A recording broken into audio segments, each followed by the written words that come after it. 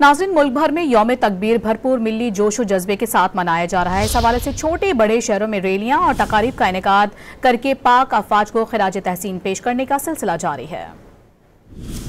पाक फौज जिंदाबाद, पाकिस्तान जिंदाबाद, पाकिस्तान जिंदाबाद। सक्खर में यौम तकबीर के मौके पर रैली मुख्तलिफ मकामात से होकर सक्खर प्रेस क्लब तक पहुंची। रैली की शुरका ने कौमी परचम थामे जोश व खरोश का मुजाहरा किया। पाक आर्मी जिंदाबाद, नारा तकबीर।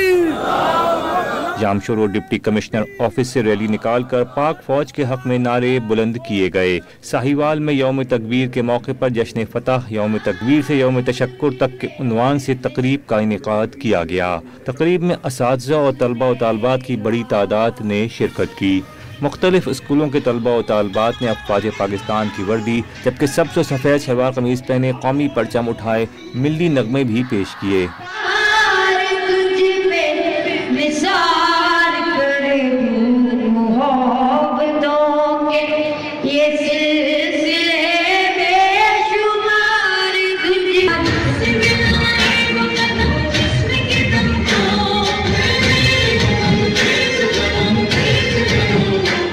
मुकामी गुलकारों ने भी अफवाज पाकिस्तान को खिराज तहसीन पेश किया।